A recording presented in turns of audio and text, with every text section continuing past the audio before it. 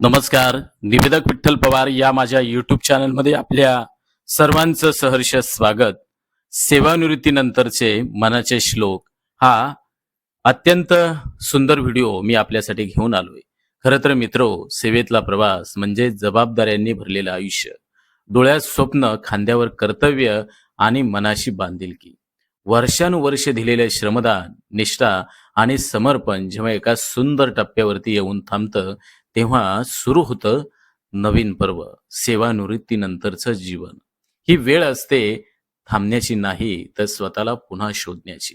मनात साठवलेल्या भावना, अनुभव, आठवणी आणि विचार जे आतापर्यंत गप्प होते, तेच आता मनाचे श्लोक बनून व्यक्त व्हायला लागतात. सेवानिवृत्ती म्हणजे शेवट नाही, तर स्वतःकडे पुन्हा एकदा प्रेमानं पाहण्याची सुरुवात. कर्तृत्वाचा गौरव मागे ठेवून आता आयुष्याशी संवाद साधण्याची, अनुभूतींचे श्लोक रचण्याची हीच वेळ मनाचे श्लोक बोलू लागण्याची.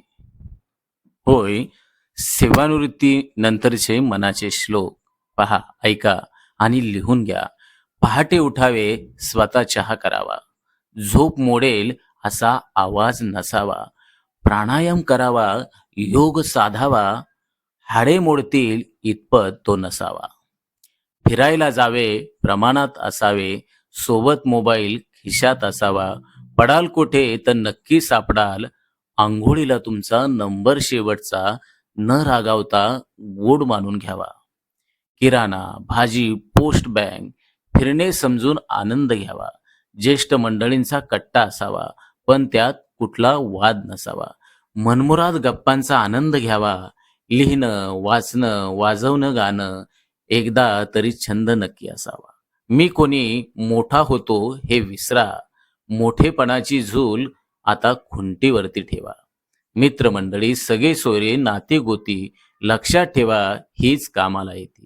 आता काय राहिलंय म्हणू नका. कुणाला उपदेश करत सुटू नका.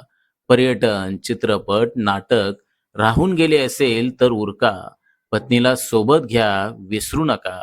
प्रकृती आणि पैसा येती कामा, या दोघांना सांभाळून ठेवा. संध्या छाया, भिवती हृदया हे विसरण्याची साधावी किमया.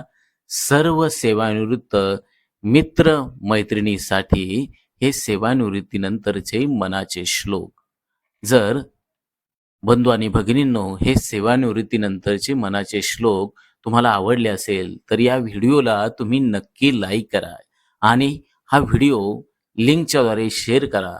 आपल्या मित्रमैत्रिणींना पाठवा आणि निवेदक विठ्ठल पवार या यूट्यूब चॅनलवर जर तुम्ही नवीन असाल तर माझ्या यूट्यूब चॅनलला सबस्क्राईब करा. धन्यवाद.